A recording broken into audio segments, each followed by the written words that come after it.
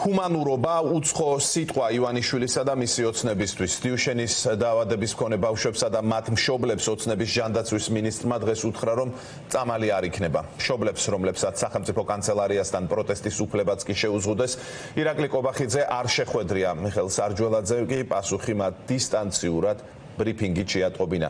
მის გამოსვლას შეფასებები მოჰყვა, რომ ოცნების მინისტრის დამოკიდებულება იყო არაჰუმანური, არაპროფესიონალური და უპასუხისმგებლო. მისი გამოსვლა სავსე იყო манипуლაციური ტექსტებითა და ტყუილებით, რასაც მშობლებმა დეტალურად უპასუხეს. სარჯველაძე ხისტს უწოდებს შვილების სიცოცხლის გახანგრძლივებისთვის მებრძოლი მშობლების პოზიციას. ის აცხადებს, რომ წამლები არ არის უსაფრთხო, რაც არ არის მართალი. მით უმეტეს ოცნების მინისტრი არ აზუსტებს, როდის რომელ მედიკამენტს გულისხმობს, როცა გვერდითი მოვლენების შესახებ ინფორმაციას ციტირებს, ან როცა მედიკამენტების სიძვირეზე საუბრობს, კონკრეტულად რომელ მედიკამენტზე საუბრობს, რომელ მომწოდებელს ესაუბრა სახელმწიფო თუ საერთოდ ესაუბრა. მეტიც, სარჯველაძე манипуლირებს, როცა აცხადებს, რომ დიუშენის განკურნების პრეტენზიის მქონე მედიკამენტი არ არსებობს.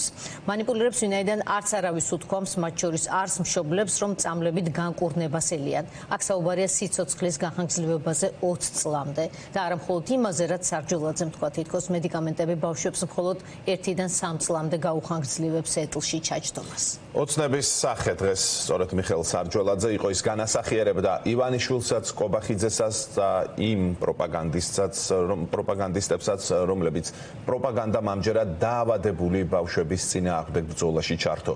ნინი ბალანჩივაძე შემოგვიერთდება.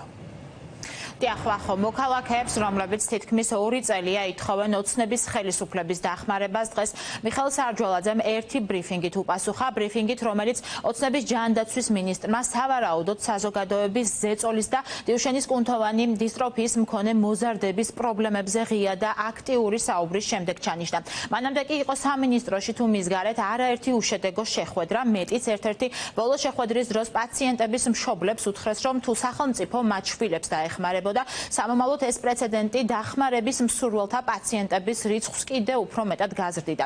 დიუშენის კუნთოვანი დისტროფიის მქონე მოზარდების ოჯახის წევრების პროტესტის და მოთხოვნების მიუხედავად დღეს ივანიშვილის მთავრობამ 100-მდე ბავშვს მკურნალობაზე უარი უთხრა. შესაბამისად, მოქალაქეების შეკრების მთავარი ადგილი ისევ მთავრობის ადმინისტრაციის მიმდებარე ტერიტორია იქნება.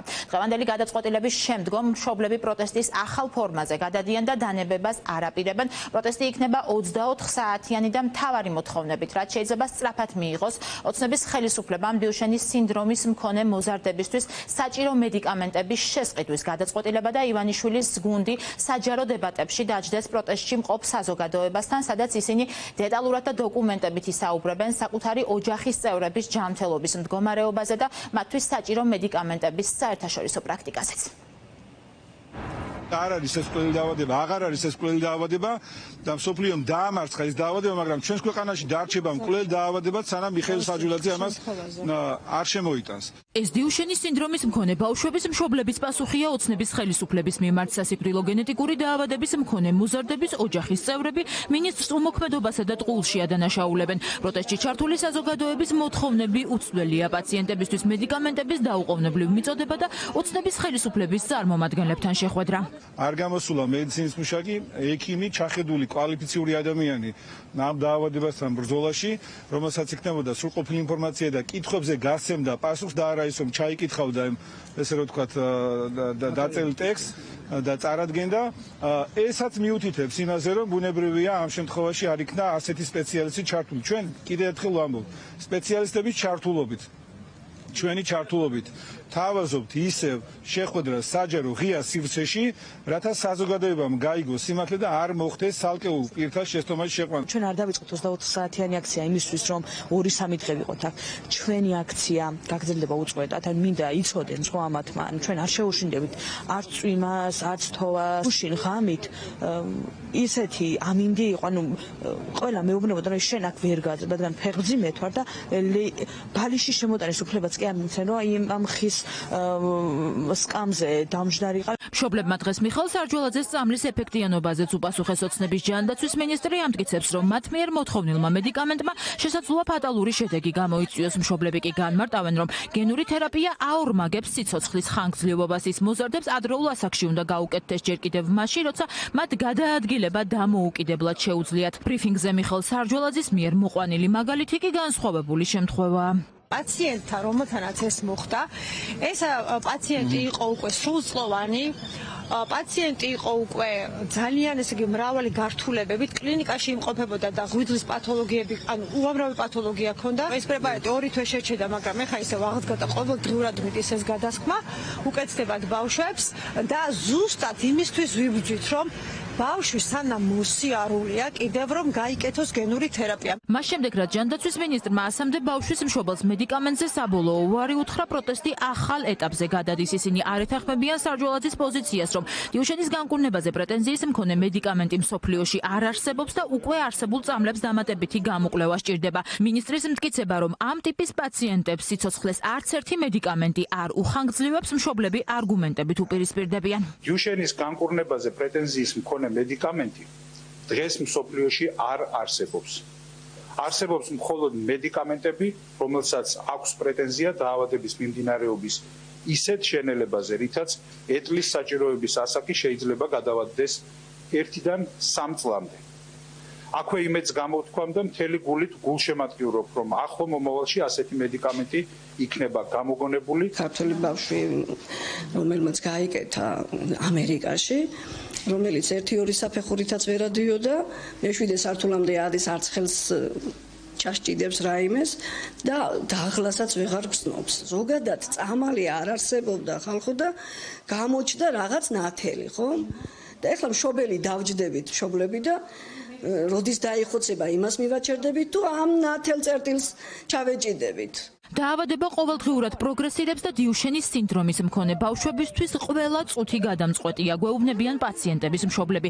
მძიმე გენეტიკური დაავადებების მქონე ბავშვების ოჯახის წევრები ამბობენ, რომ თუ მათი შვილები ახლავე და ადრეულ ასაკში არ დაიწყებენ საჭირო მედიკამენტების მიღებას, ისინი ეტლს მიეჯაჭვებიან და გადაადგილებაც გაუჭირდებათ. მათ რიცხვშია 8 წლის დავითიც. ჩემი შვილი არის 8 წლის.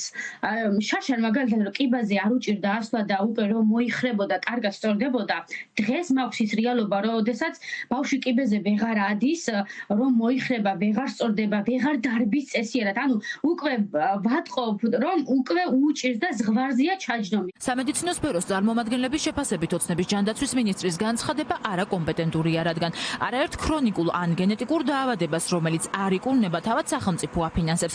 ქრონიკული დაავადებების უმრავლესობის მართვის მიზანი სწორედ სიმპტომების შემცირება და სიცოცხლის გახანგრძლივებაა. შესაბამისად, სპეციალისტები ამბობენ, რომ დიუშენის სინდრომის მქონე ბავშვებისთვის მედიკამენტების ყიდვას მხოლოდ პოლიტიკური ნება სჭირდება. რამოდენიმე დაავადება მახსენდება, მაგალითისთვის კისტური ფიბროზი, რომელიც არ იკურნება, მაგრამ მათ მართვას აფინანსებს სახელმწიფო. შესაბამისად, გაუგებარია რა დააშავა დუშენით დაავადებულმა ბავშვებმა, მათმა მშობლებმა. წამლის ეფექტზე ზოგადად რაც ნაკლებს ისაუბრებენ ჩინოვნიკები, მით უფრო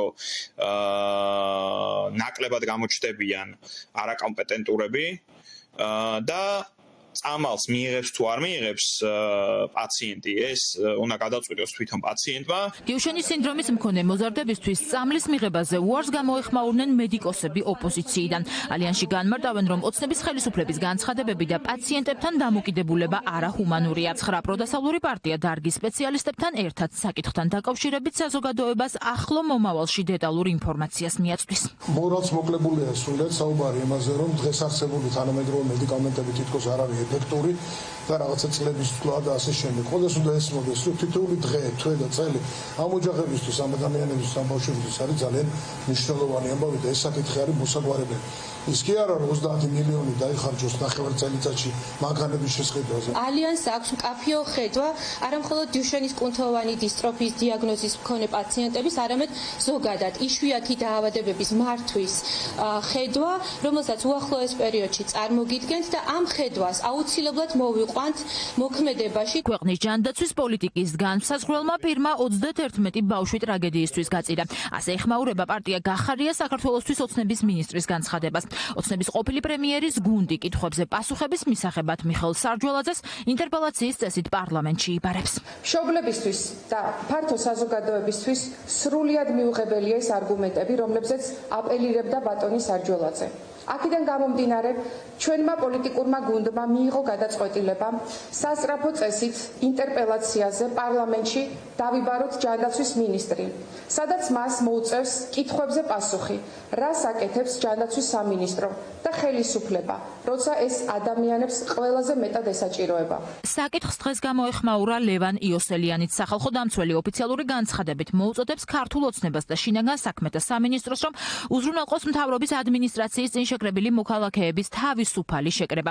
მით უმეტეს მასში, როცა საკითხი მწვავე და სენსიტიურია, მოწოდების მიუხედავად ვითარება ისევ იგივეა. მშობლებს ღია ცისქვეშ მთავრობის ადმინისტრაციასთან კარვების გარეშე უწევთ ღამეების გათენება და მათ არც ოცნების პასუხისმგებელი პირები ხვდებიან. რაში აკითხება ჩვენი შვილები, რაში?